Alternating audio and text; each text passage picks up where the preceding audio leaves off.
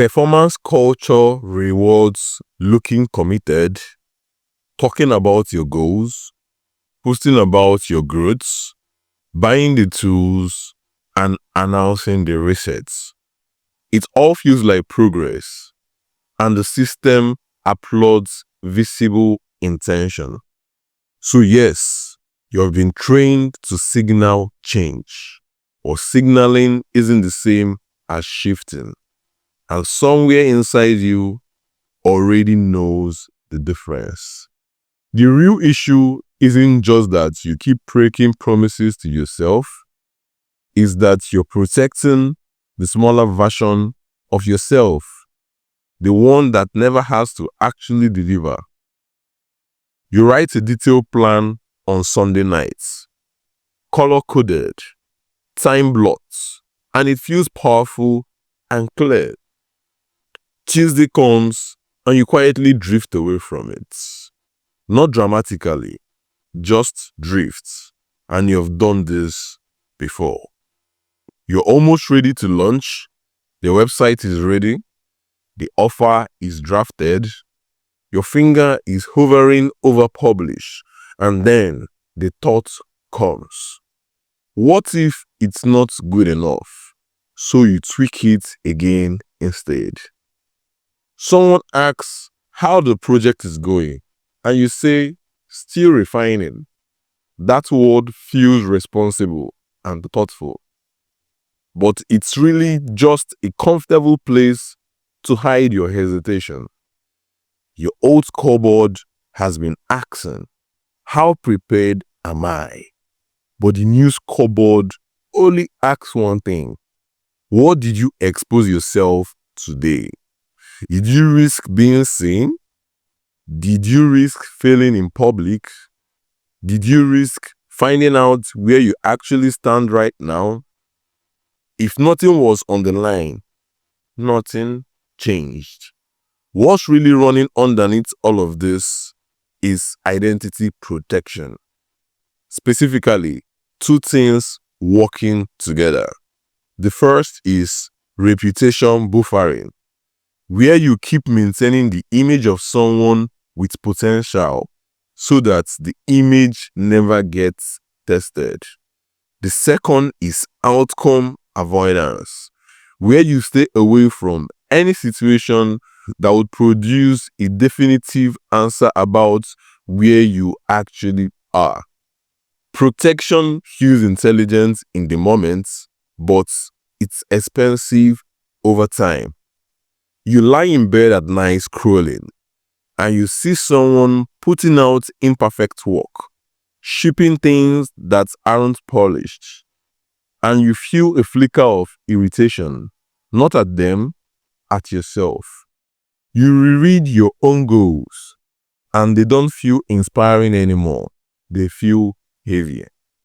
It's like keeping your exam paper blank so you can always say, I didn't really try.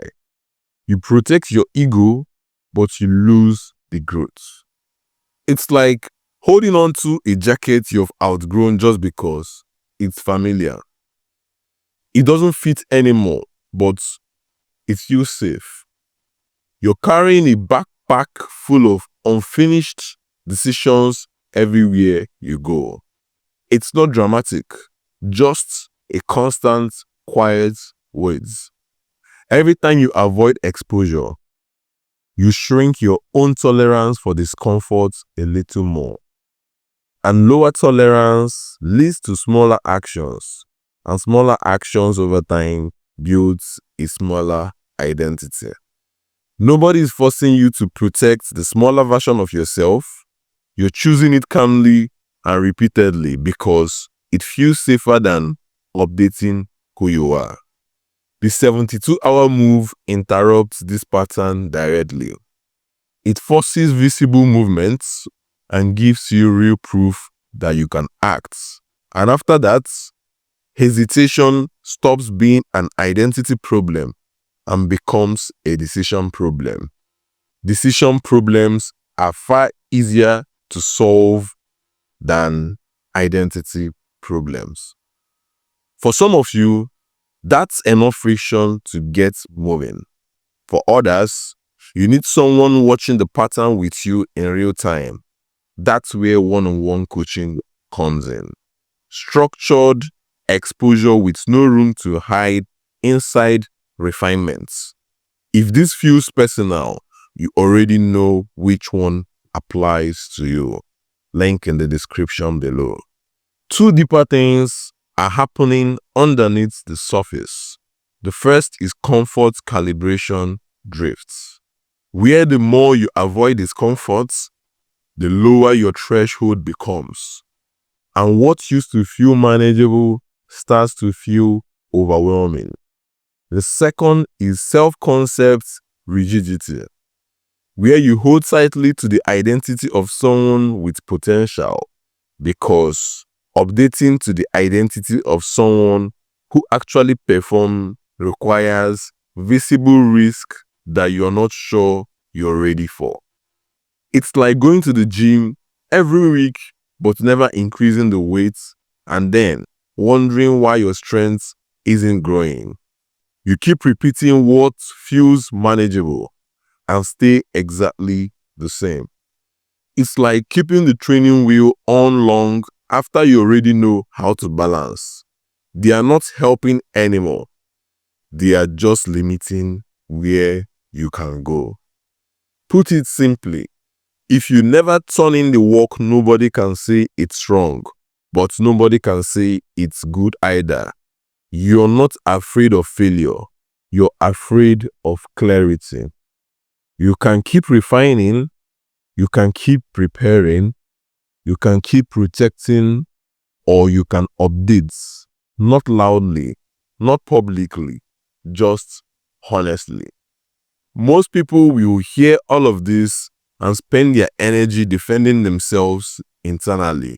A few will sit still, feel it land, and recognize the pattern without arguing with it.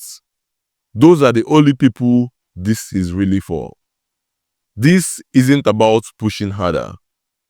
It's about stopping the quiet erosion of your own world.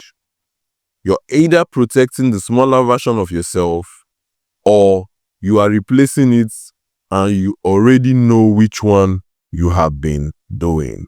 See you in the next one.